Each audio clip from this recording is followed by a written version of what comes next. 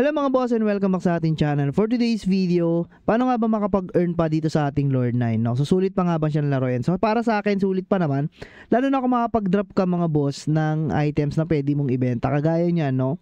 So as minsan lang, nabenta natin ng 44.46. Okay? So kung makapag-drop ka ng mga items na ganyan at na-appraise mo ng maganda, pwede mo siyang taasan ng price. Pero ang minimum niyan, kung sakaling hindi mo siya i-appraise mga boss, is mga nasa 20 to 25 USD lang ang isa. Okay, yun yung pinaka-price niya. So hindi na rin masama kung dito ka lang naman mag-hunt. So dito kasi ang hinahunt natin mga boss, is ito ng rose vine, no? Kasi baka makachamba ako dito, mas paldo to eh.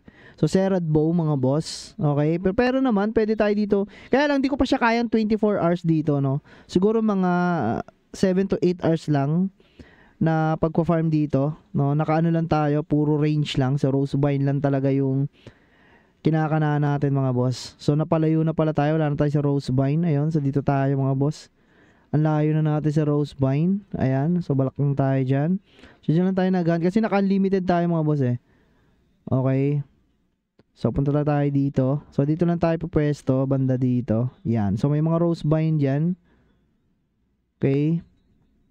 So yan, naka-wolf tayo. Pero ang mount natin mga boss is pledge lang, no? So mas okay sana kung meron tayo nung flamingo kasi depth yun eh. Mas okay siya mga boss. Pero kung wala naman, okay lang din. So dito sa rose vine na to, 8 hours lang ang tinatagal natin dito mga boss. Okay, so dito kaya ng 24/7. Pero dito sa TOT, kayang-kaya yan, lalo na sa TO1. Okay, ayan, so dito sa TO1 mga boss. So makapag-farm na rin man kayo dyan ng Azam.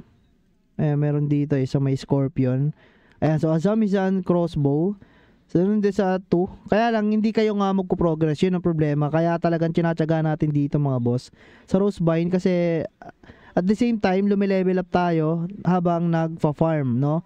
Baka matutulog na ako mga boss, no? Iiwan natin siya dito 8 hours naman sigurado. Maliban na lang kung ma-upgrade natin yung mga items natin mga boss. Okay? So sulit na sulit pa rin ang Lord 9 natin kung meron kayong mataas na guild. Hawak nyo yung buong server at kayo lang yung nakakapag-boss mga boss.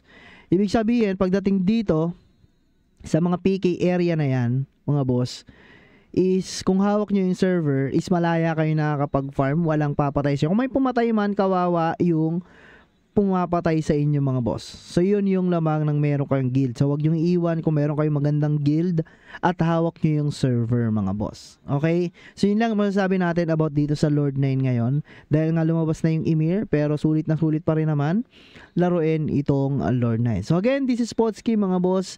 Subscribe kayo sa ating channel. Comment nyo down below kung sulit pa rin ba para sa inyo itong Lord 9 natin mga boss. Okay? Pakilike na lang natin ang ating YouTube channel mga boss. At syempre, huwag kalimutang subscribe sa ating channel. So again, this is Potski. Maraming salamat. Bye-bye.